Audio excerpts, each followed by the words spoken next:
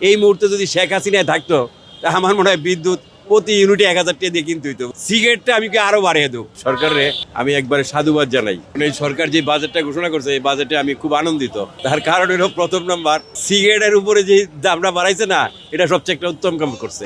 তারপরে মনে করেন অন্য যে সমস্ত সামগ্রী আছে ওগুলি নিত্য প্রয়োজনীয় জিনিসের দাম অনেক কমাইছে। তার কারণে এই সরকারে আমি একবারে সাধুবাদ জানাই মনের অন্তর থেকে আর কি, একবারে খুব পরিষ্কারভাবে। তারপরে সরকার আপ্রান্ত আমার মনে ধারণা আর কি, আপ্রান্ত চেষ্টা করতেছে দেশটা ভালোভাবে চালানোর জন্য, বুঝছেন।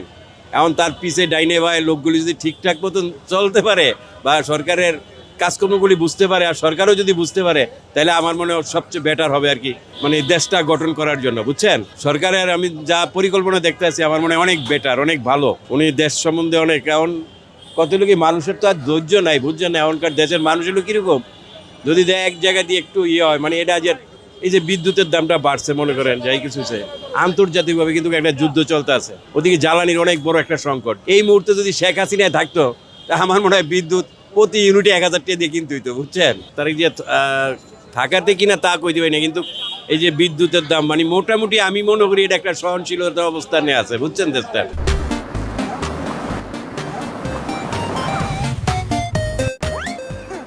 এখন এগুলি নিয়ে উড়া দুরা একটা বক্তব্য দিলে বা একটা কিছু করলে ঠিক না। সরকারের উৎসাহিত করা দরকার আছে, নতুন সরকার তো।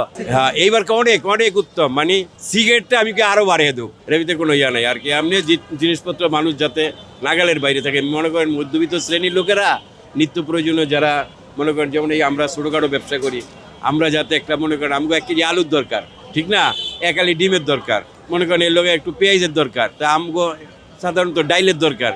এগুলির ভিতরে যদি মোটামুটি একটা সহনশীলতা অবস্থা থাকে, তেলের দরকার, এগুলি যদি একটা সহনশীলতা অবস্থায় থাকে, তাইলে মনে করেন আর সরকারের তুলনা হয় না, বুঝছেন। সরকারের অনেক অনেক সাধুবাদ জানাই আমি।